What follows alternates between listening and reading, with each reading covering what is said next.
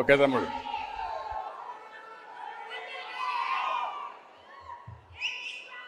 గౌరవనీయులు 13వ భారత ఉపరాష్ట్రపతి పెద్దలు వెంకయ్యనాయుడు గారు, త్రిపుర గవర్నర్ గౌరవనీయులు ఇంద్రసేనారెడ్డి గారు, ఆంధ్రప్రదేశ్ స్పీకర్ గౌరవనీయులు అయ్యన్న పాత్రుడు గారు,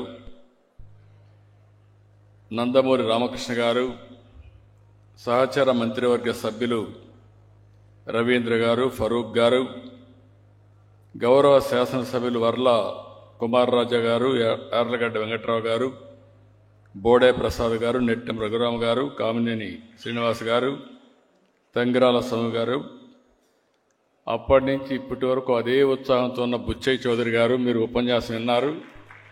ఏమాత్రం కూడా ఫోర్స్ తగ్గలేదు, అప్పుడు అట్లనే ఉండేవాడు. ఆర్టీసీ చైర్మన్ నారాయణరావు గారు, ఆ రోజు నుంచి ఈ రోజు వరకు ఒక ఇంటర్నేషనల్ జర్నలిస్ట్గా ఉండి ఎన్టీ రామారావు గారికి అత్యంత దగ్గరగా ఉన్నట్టు వ్యక్తి, దగ్గరగా చూసిన వ్యక్తి వెంకటనారాయణ గారు. ఈరోజు ఈ పుస్తకాన్ని రాసినటువంటి విక్రమ్ గారు, అదే మాదిరిగా జనార్దన్ గారు, కోలికపూడి శ్రీనివాసరావు గారు. సాయంత్రం నుంచి చూస్తున్నాను, మన నాయకుడు మన ముందర లేకపోయినా ఆయన స్ఫూర్తితో మీరు ఎంత ఉత్సాహంగా ఉన్నారంటే అంత ఉత్సాహంగా ఉన్నారు. ఈ కార్యక్రమానికి వచ్చిన మీ అందరికీ పేరు పేరున మనస్ఫూర్తిగా నా నమస్కారాలు, అభినందనలు, శుభాభినందనలు. ఈరోజు 41 సంవత్సరాల కంటే ముందు సజీవ చరిత్ర 1984 ప్రజాస్వామ్య పరిరక్షణ ఉద్యమం. వేదిక పైన వాళ్ళు మాట్లాడుతూ ఉంటే ఈ పుస్తకాన్ని చూసిన తర్వాత నా జ్ఞాపకాలన్నీ 40 సంవత్సరాలు వెనక్కెళ్ళాయి. ఆ జ్ఞాపకాలు నెమరు వేసుకునే అవకాశం కల్పించిన మిత్రులకి మనస్ఫూర్తిగా అభినందనలు, శుభాభినందనలు. చరిత్రలో చాలా సంఘటనలు జరుగుతాయి, ఎన్నో వాస్తవాలు ఉంటాయి. వాటిని మనకు చెప్పేది, భవిష్యత్ తరాలకు అందజేసేది పుస్తకాలే. రాష్ట్ర రాజకీయాల్లోనే కాదు, దేశ రాజకీయాల్లో కూడా 83 ఒక సంచలనం. ఒక ప్రాంతీయ పార్టీగా పుట్టి ఒక అరుదైన ముద్ర వేసుకున్న వ్యక్తి, చరిత్ర సృష్టించిన వ్యక్తి, యుగ పురుషుడు నందమూరి తారక రామారావు గారని చెప్పి మీకు తెలియజేస్తున్నా. ఈరోజు మనందరం కూడా సజీవ చరిత్ర, అందులో జరిగిన ప్రజాస్వామ్య పరిరక్షణ ఉద్యమం కూడా ఎప్పటికీ సజీవంగా ఉంటుంది. నాడు జరిగింది కేవలం చరిత్ర కాదు, ప్రజాస్వామ్యంలో వర్తమానానికి భవిష్యత్తుకి ఒక సందేశం. ఇప్పుడే చాలామంది మాట్లాడారు. ఆ రోజులు ఒకసారి జ్ఞాపకం చేసుకుంటే ఎన్టీ రామారావు గారు పార్టీ పెట్టడమే ఒక ప్రభంజనం అయితే, తర్వాత ఆయన ఎక్కడికి పోతే అక్కడ రాత్రింబగళ్ళు వెయిట్ చేసి మంగళారతులిచ్చి ఆయనకు స్వాగతం పలికారు. రాత్రింబగళ్ళు పడిగాపులు కాసిన పరిస్థితి. తెలుగు పౌరుషం, తెలుగువారి ఆత్మగౌరవ నినాదాలతో ప్రజలందరూ కోరుకున్నట్లే 83లో బ్రహ్మాండమైన మెజారిటీ, ఒక సునామీ సృష్టించారు. 3.5 దశాబ్దాల పాటు పరిపాలించిన కాంగ్రెస్ పార్టీని ఎక్కడికక్కడ పెద్ద ఎత్తున ఓడించారు. ప్రజలందరూ కూడా ఏకపక్షంగా నిలబడ్డారు. అయితే ఓసారి కాంగ్రెస్ పార్టీ చరిత్రలు కూడా మనం చూసుకుంటే, నాటి కాంగ్రెస్ నాయకులు, ఢిల్లీ పెద్దలంతా కూడా చాలా కుట్రలు చేశారు. అలాంటి కుట్రలో భాగమే 83 ఆగస్టు అని చెప్పి కూడా మీకు తెలియజేస్తున్నా. 20 నెలలే అయింది. ఇప్పుడే మిత్రులందరూ మాట్లాడారు. ఆయన ఆ రోజు మనం ఒకసారి గుర్తుపెట్టుకుంటే హార్ట్ ఆపరేషన్ రావడం, అప్పుడు ఇండియాలో మంచి వైద్యులు కూడా లేకుండా పోవడం, అందుకే అమెరికాకి వెళ్ళి అక్కడ ఆపరేషన్ చేసుకుని తిరిగి వచ్చారు. తిరిగి వచ్చి మనం అందరం ఆనందంలో ఉంటే ఆ రోజే కుట్రకు తెరదీశారు. అయితే ఆ రోజు నాకు బాగా జ్ఞాపకం, ఇప్పుడు చాలామంది గుర్తు చేశారు. ఇంద్రసేనారెడ్డి గారు కూడా గుర్తు చేశారు, అదే మరి బుచ్చయ్య చౌదరి గారు కూడా చెప్పారు. అక్కడ వచ్చిన సమాచారం అంతా చూసిన తర్వాత నాకు ఒక అనుమానం వచ్చి, ఏదో కుట్ర జరుగుతూ ఉంది, దీన్ని తిప్పి కొట్టాలంటే ఎమ్మెల్యేలు మెజారిటీ ఉంటే తప్ప సాధ్యం కాదని రాత్రికి రాత్రే మొత్తం 161 మంది ఎమ్మెల్యేలని ఆ రోజు రామకృష్ణ స్టూడియోస్లో ముషిరాబాద్కి చేర్చాం. అది గేమ్ చేంజర్గా అయింది. ఆ రోజు కానీ రాకపోయి ఉంటే, ఇంతమంది ఎమ్మెల్యేలు లేకపోయి ఉంటే ఏమాత్రం కూడా భయపడకుండా ముందుకు పోయే పరిస్థితి వచ్చేది. అంత మునుపు కూడా చరిత్ర మీరు ఒకసారి చూస్తే 47 నుంచి 84 దగ్గర 37 సంవత్సరాలు. 37 సంవత్సరాల్లో 26 ప్రభుత్వాల్ని పడగొట్టారు. 18 నెలలకు ఒక్కొక్క ప్రభుత్వం పోయింది. కానీ ఈ మహాపోరాటంలో గెలిచింది ఒకే ఒక వ్యక్తి, అది నందమూరి తారక రామారావు గారు.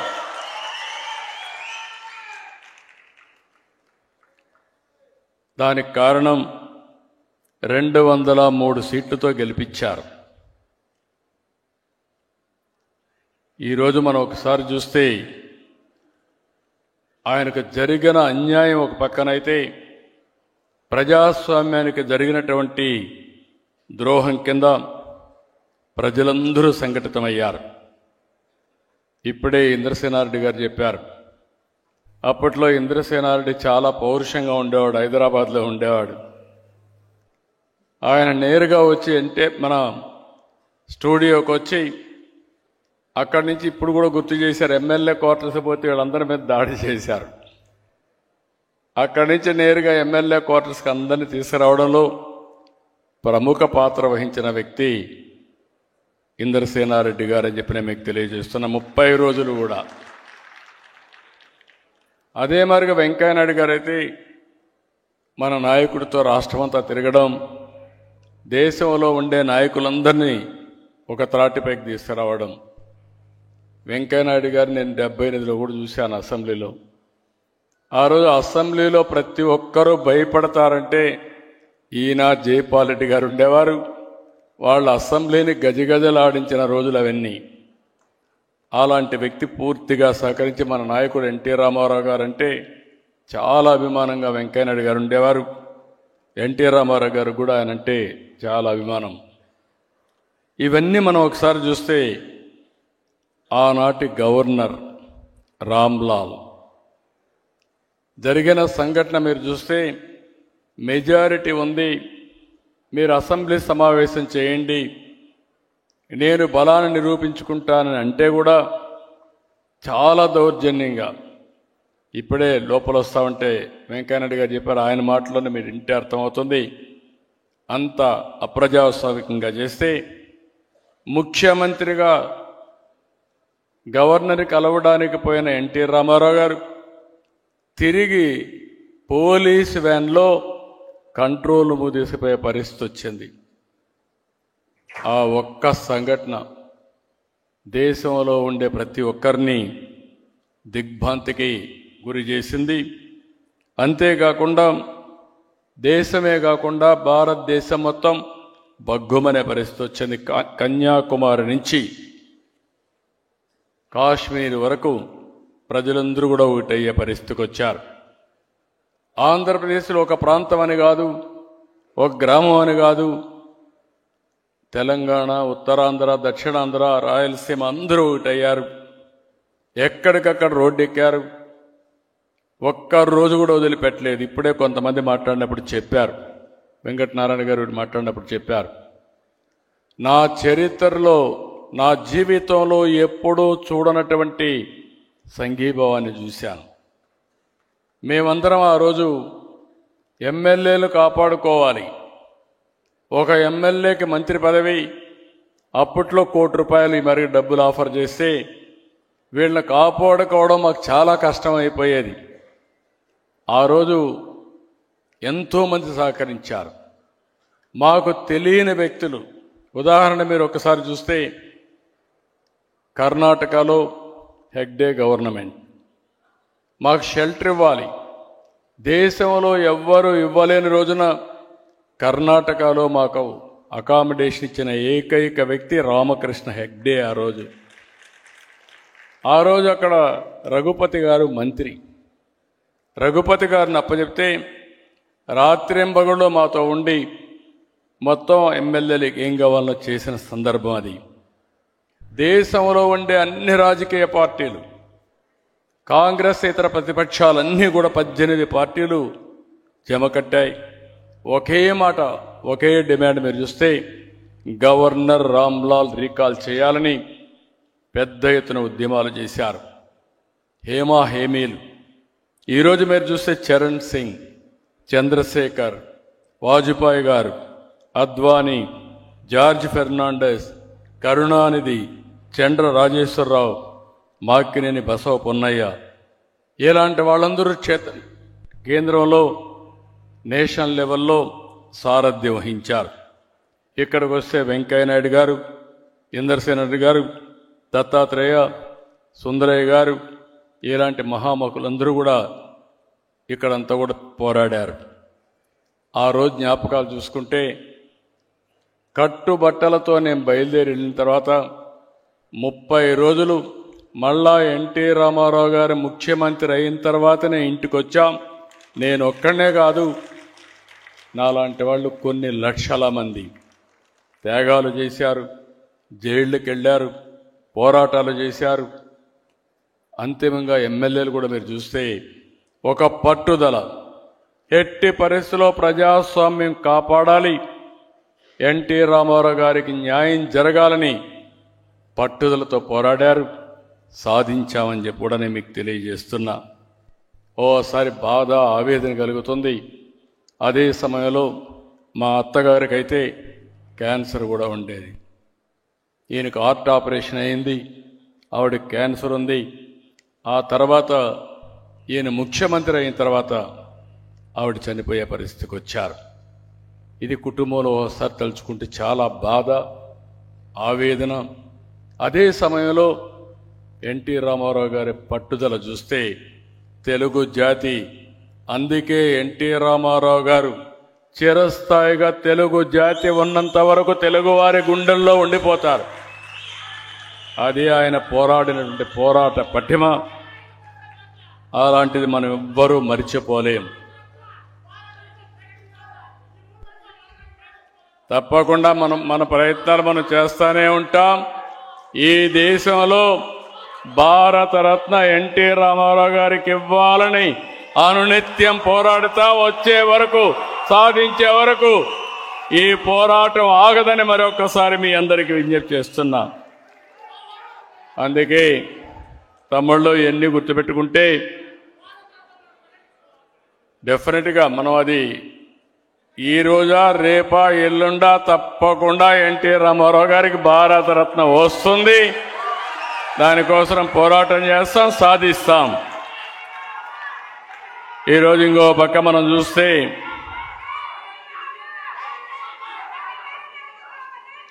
ఈరోజు మనందరం చూసినప్పుడు 41 సంవత్సరాలు పూర్తయింది. ఈరోజు ఈ పుస్తకాన్ని భావితరాలకు అందజేసినటువంటి జనార్దన్ గారిని, అదే మాదిరిగా విక్రమ్ గారిని, ఇక్కడుండే ఆ కమిటీ అందరిని కూడా మనస్ఫూర్తిగా అభినందిస్తున్నాం. ఈరోజు మనం ఒక్కసారి చూసినప్పుడు ఇలాంటివి కొన్ని విషయాలు జరిగినప్పుడు మనకు అనిపిస్తుంది ఎన్టీ రామారావు గారు ఒక చరిత్ర, తెలుగుదేశం పార్టీ ఒక చరిత్ర, ఎన్టీఆర్ ఆశయాలు శాశ్వతంగా ఉంటాయి. అదే సమయంలో ఆయన ఇచ్చిన మాట మీరు చూస్తే అనేక సందర్భాల్లో చెప్పిన మాట మనందరి చెవుల్లో ఇంకా వినపడుతూ ఉంటుంది. ప్రజలే దేవుళ్ళు, సమాజమే దేవాలయం, పేదవాళ్లే దేవుళ్ళని చెప్పిన ఏకైక వ్యక్తి నందమూరి తారక రామారావు గారు. ఆయన సంక్షేమ కార్యక్రమాలు ప్రారంభించారు. ఈరోజు దేశమంతా అమలు చేసే పరిస్థితికి వచ్చింది. ఆయన నదుల అనుసంధానానికి శ్రీకారం చుట్టారు. ఈరోజు దేశం మొత్తం నదుల అనుసంధానం జరిగే పరిస్థితి వచ్చింది. ఆయన ఆ రోజు ఆడబిడ్డలకు ఆస్తిలో హక్కు ఇచ్చారు. ఈరోజు స్త్రీ శక్తి ద్వారా మా ఆడబిడ్డలకి ఉచిత ప్రయాణ సౌకర్యం కూడా మనం కల్పించుకున్నాం. నరేంద్ర మోడీ గారు, ఆ రోజు ఎన్టీ రామారావు గారు స్థానిక సంస్థల్లో 9% రిజర్వేషన్లు పెడితే ఈరోజు నరేంద్ర మోడీ గారి ఆధ్వర్యంలో ఆడబిడ్డలకు చట్టసభల్లో 33% రిజర్వేషన్లు వస్తున్నాయి. అంటే మనం చేసిన ప్రతి ఒక్క పాలసీ ఈరోజు దేశానికి ఆదర్శమైంది. భవిష్యత్తులో కూడా ఆదర్శంగా ఉంటాయని చెప్పి నేను మీకు తెలియజేస్తున్నా. ఈరోజు ఇంకొక విషయం కూడా మనం గుర్తుపెట్టుకోవాల్సిన అవసరం ఉంది. ఆ రోజు ఎన్టీ రామారావు గారు ప్రారంభించిన ఉద్యమం యాంటీ కాంగ్రెస్ ఉద్యమం. ఈరోజు మీరు చూస్తే దేశంలో ఉండే అన్ని రాజకీయ పార్టీలు కలిపాడు, ఉద్యమం చేశాడు, నేషనల్ ఫ్రంట్ పెట్టాడు. ఆయన చేసిన ఫౌండేషన్ చూస్తే ఈరోజు భారతదేశంలో ఎన్డీఏ ప్రభుత్వం సుస్థిరంగా ఉంటుంది. నరేంద్ర మోడీ గారు 11 సంవత్సరాలు పీఎం అయ్యారు. 11వ స్థానంలో ఉండే ఆర్థిక వ్యవస్థని 4వ స్థానాన్ని తెచ్చారు. రాబోయే రోజుల్లో ప్రపంచంలోనే భారతదేశం అగ్రస్థానం కాబోతుంది. ఏ దేశానికి లేనట్టు సుస్థిర పరిపాలన భారతదేశానికి ఇచ్చిన ఘనత నరేంద్ర మోడీ గారు. అలాంటి వ్యక్తి రేపు జన్మదినం. ఆ జన్మదినానికంటే ఒక రోజు ముందు మనం ఈ కార్యక్రమం పెట్టుకోవడం ఒక సంతోషకరమైన విషయం అని చెప్పి కూడా మీకు తెలియజేస్తున్నా. ఇలాంటివన్నీ చూసినప్పుడు నేను ఒక్క మాటలో చెప్పాలంటే, రామారావు గారి గురించి ఒక్క మాటలో చెప్పాలంటే, తెలుగు వైభవం, తెలుగుదనానికి ప్రతిబింబం, తెలుగు జాతి ఆత్మగౌరవానికి ప్రతీక. ఇది ఎవ్వరూ కాదనలేనటువంటి నగ్న సత్యం. నేను ఒక మాట చెప్పేవాడిని, ఇప్పుడు కూడా గుర్తుపెట్టుకోండి. ఎవరికి ఏ సమస్య పరిష్కారం కావాలన్నా అధైర్యపడక్కర్లేదు. నందమూరి తారక రామారావు గారి విగ్రహం ఒక్కసారి చూసి మీరు గాని సంకల్పం చేసి ఇది సాధ్యం, సాధించి తీరుతామని చెప్పి కూడా నేను మీకు తెలియజేస్తున్నా. ఆయన జీవితం కూడా వడ్డించిన విస్తరి కాదు. ప్రతిదీ కష్టపడి చదువుకున్నాడు, చేశాడు. పట్టుదల, ఆత్మవిశ్వాసం, ఒక్కొక్క మెట్టు ఎదుగుతూ వచ్చాడు. అందుకే ఎన్టీఆర్ ఒక ఆదర్శంగా మిగిలారు. 49లో మన దేశం నటుడిగా క్యారియర్ మొదలుపెట్టాడు.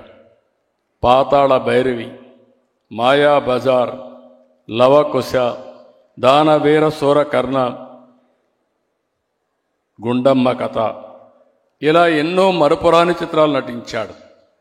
దేవుళ్ళు చూడలేదు కానీ శ్రీరాముడు ఎట్టుంటాడో, శ్రీకృష్ణుడు ఎట్టుంటాడో, కర్ణుడు ఎట్టుంటాడో చూడాలంటే అది ఎన్టీఆర్ రూపంలోనే మనం చూస్తున్నామని చెప్పి కూడా నేను మీకు తెలియజేస్తున్నా.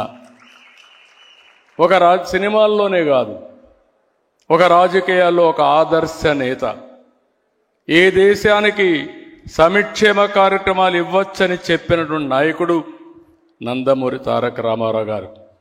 ఆ రోజుట్లో 2 రూపాయల కేజీ బియ్యం, సగం ధరకే చీర దోవతి, 50 రూపాయలకే హెచ్పి కరెంట్ ఇవ్వడం, ఇలాంటి పేదవాళ్ళందరికీ పక్కా ఇళ్లు కట్టడం 1-2 కార్యక్రమాలు కాదు, అనేక కార్యక్రమాలు చేశాడు.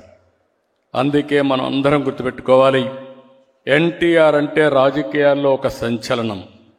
ఎన్టీఆర్ అంటే ఒక ఉత్తేజం, ఉత్సాహం. ఎన్టీఆర్ అంటే ఆవేశం, ఆత్మాభిమానం.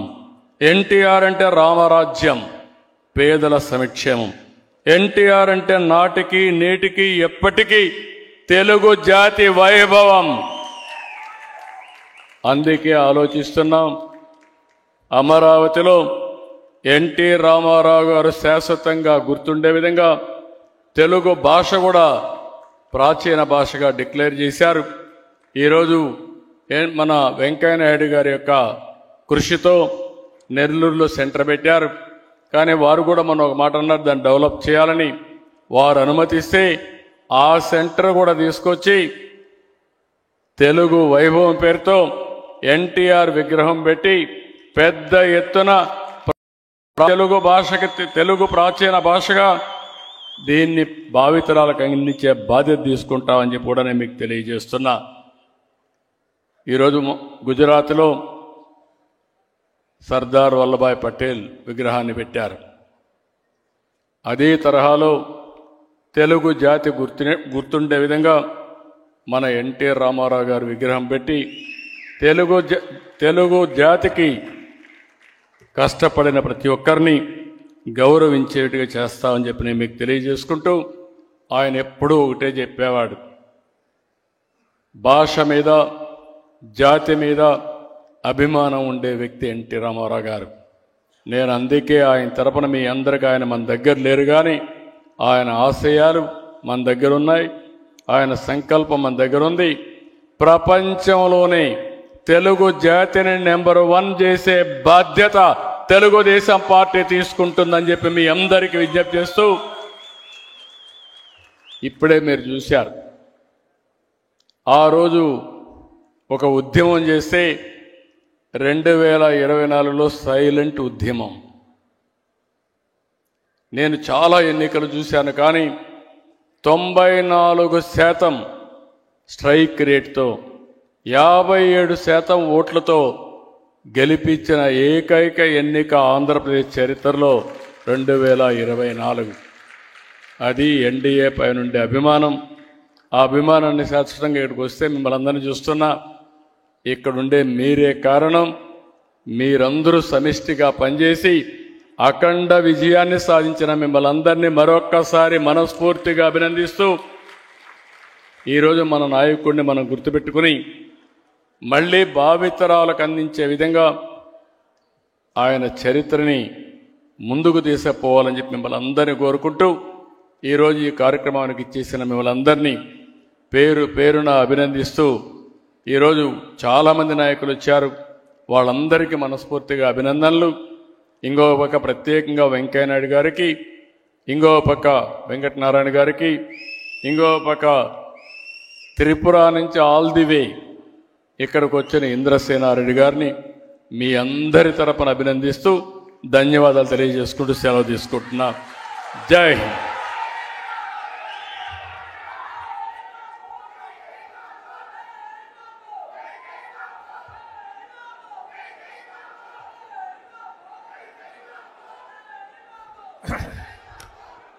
మాన్యులు, పెద్దలు, భారత మాజీ ఉపరాష్ట్రపతి, తెలుగుతనానికి నిలువెత్తు నిదర్శనం, అలుపెరుగని గళం శ్రీ వెంకయ్య నాయుడు గారిని ప్రసంగించవలసిందే కోరుతున్నాను.